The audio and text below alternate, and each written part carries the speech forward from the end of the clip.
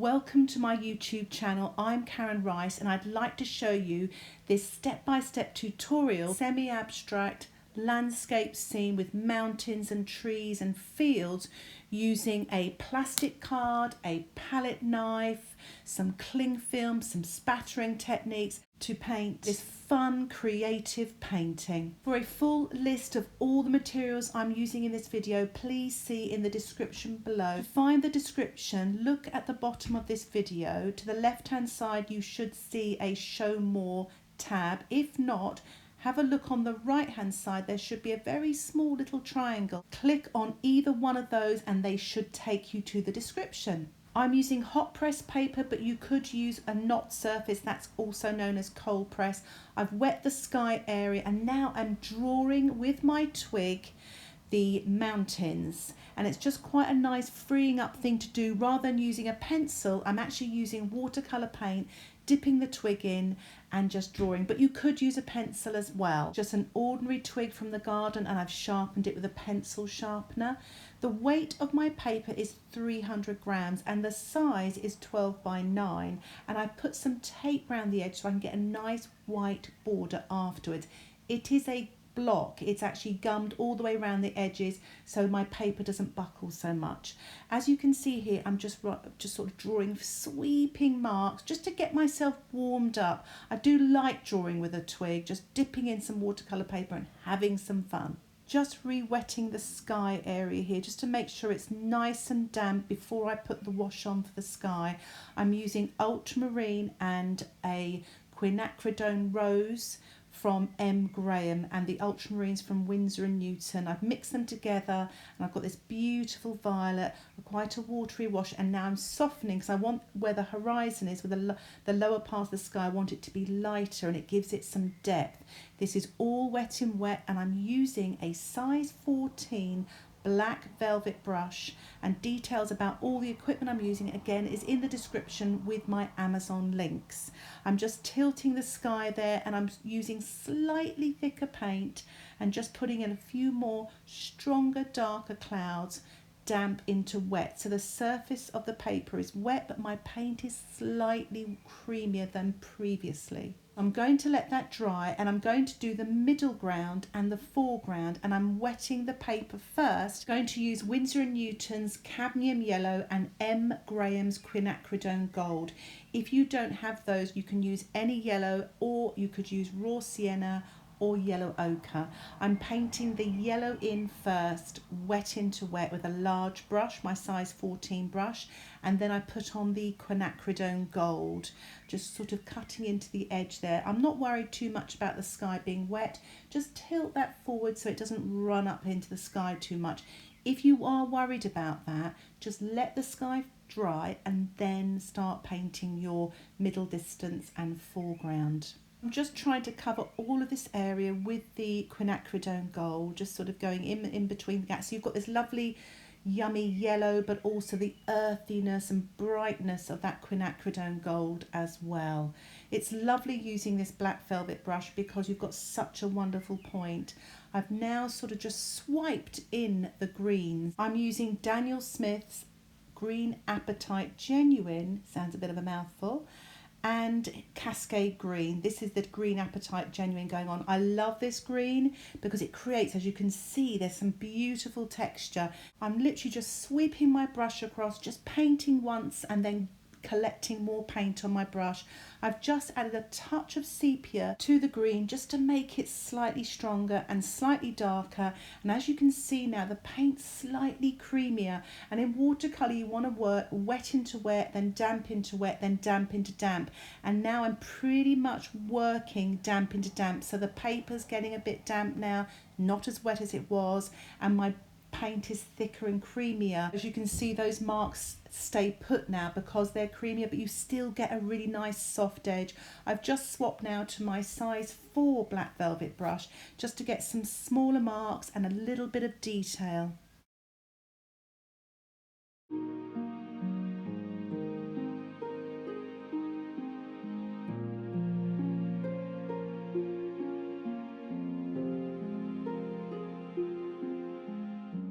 I thought I'd tilt my painting now and give it a little spray, because sometimes you get some really exciting results with that. You get the paint moving and it becomes really creative.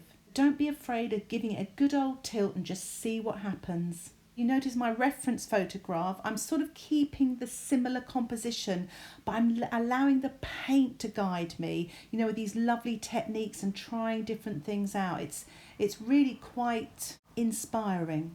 It's not for the faint-hearted now. I'm actually using very thick, creamy sepia with some of the green there, using my lovely large size 14 brush and putting on these darks. You need darks to make your lights look good. This brush can hold a lot of paint. I'm literally just dropping on the paint onto that damp surface and just seeing what happens, just letting it flow. You know, it's quite exciting and creative, and you know, it's good therapy, this. So it's time to put the cling film over this damp paint. Place it on and then run your fingers across so it really sort of sticks to the paper, and just let it dry. So once it's dry, just take off the cling film and just see all those yummy marks that it's made, and it really is so effective. Time to paint the mountain now, and I'm just wetting the top edge here and just bringing it down to the grasses, and I'm going to use ultramarine with a touch of pink to paint sort of like a purpley colour. It doesn't look like that in the photograph, but I'm using a bit of artistic license because that purpley colour will throw the mountain back, so it gives it a bit of depth in the paint. As you can see, I'm putting this on with my old palette knife, but you could use a plastic card as well, and I'm painting this wet into wet, but the paint is very creamy, and I'm just starting at the edge and I'm just putting on that paint with the palette knife. You could see it was a little bit dry there, so I'm using my brush just to soften that edge again. I'm glad that it was actually dry there, because it's actually created a really nice texture, because the paint is dried underneath and I've diluted it slightly, so it's actually created some texture like you would get in a mountain. So I'm just teasing that little bit of violet out there from the right hand side and letting the paint run down. As you can see, it is so exciting. I'm going in with the palette knife again. I'm not sure what's going to happen here. I am just creating. I'm just having fun. It's such a different way to paint in watercolour here. Almost like oil painting, and then we give it a spray and we dilute it and we see all those lovely characteristics of what watercolour does and all those happy accidents. So I've got some blue on my knife. I've got a little touch of the Cascade green, and now I'm adding a little bit of the yellow. You know, just adding some of these colours here and there. Now I'm using my pipette to dilute that, but it has actually dried quite a lot there. So I'm actually just tilting it to the side and just seeing what happens, then using my spritzer bottle just to get that paint moving. Never quite sure what's going to happen, but I'm open to yummy things happening, and then I leave them, and you know, you're just open to creativity and ideas and things like that, and that's the wonder of watercolour. To say, looking back on this video now and doing this voiceover, I absolutely love what I've done there. Love the effect and the marks it's made and the colours and how they've interacted with one another. The peak of the mountain looked a bit sort of flat, so I'm just making on the left hand side just a tiny bit higher as it is in the photograph. I'm just dropping in some watery green there and some greyish green, that's the blue with the green, just to create some interest sort of at the bottom, at the base of the mountain there. You know, just trying out different things. This is all wet in wet, and I'm using my size 4 brush, and I'm just going to give it a little spray to soften it, because I felt it was getting a bit too dark and I want to keep some light in that area. And that's the beauty of having the spritzer bottle. You can just spray it off and have another go. I thought I'd use the plastic card here. It's just an ordinary store card cut up into pieces, and I'm just using a bit of the sepia and a tiny touch of the green. I'm just putting a bit of interest on the right hand side. I love painting with these little plastic cards. It's a kind of a freeing up feeling. You can just do anything. Now I'm using my pipette just to soften that, because it's quite dark, and you can sort of create some different effects by softening it. So again, if you don't like something, you can spray it off or pipette it off.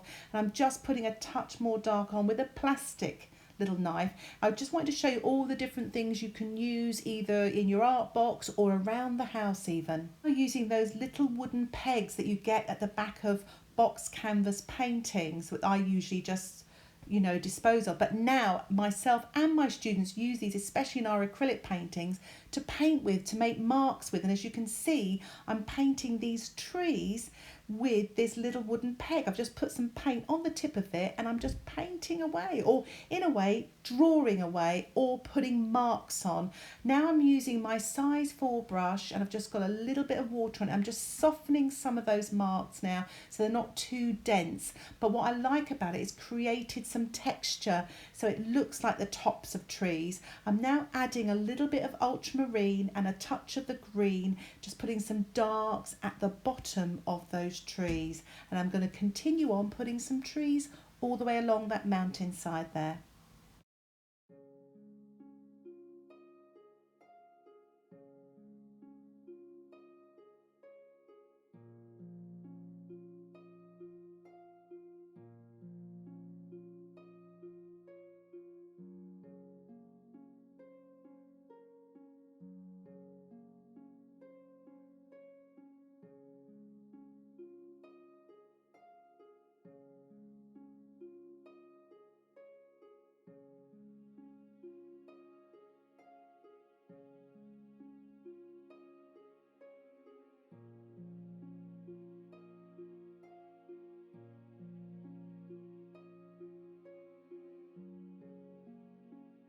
Just wanted now to put those shadows that you can see in the reference photograph on those foreground grasses. I'm using my size 14 brush, using quite a watered down green with a touch of the sepia, and it's wet on dry. And then I'm going to rinse my brush and just sweep from the right hand side and push that damp brush into that paint just to soften it, and it's almost like a lovely quick way of blending.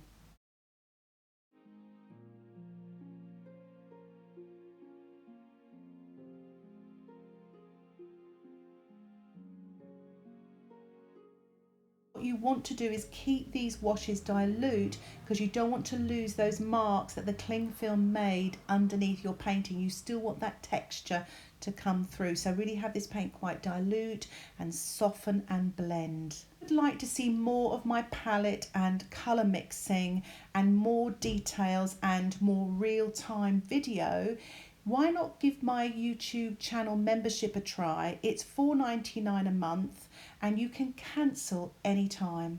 If you have any questions about that, put them in the comments section below, and I will have details about membership in the description below, or if you like, just click join.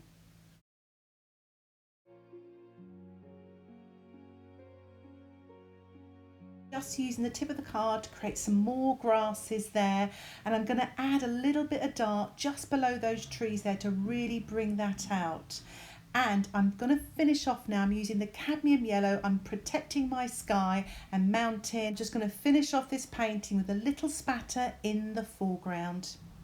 Don't have to do this, but I feel it'll give it a little bit of texture and look like little wild flowers as well, and it just helps me to finish off my painting. I'm just going to remove the framing tape now to reveal a lovely white edge. Thank you so much for watching this video. I do hope you've enjoyed it. If you've got any comments or questions, please put them in the comments section below and I'll try and get back to you as soon as I can. If you like this video and you want to see more videos like it and get updates, please subscribe to my YouTube channel. Thanks again for watching. Happy painting. Bye for now.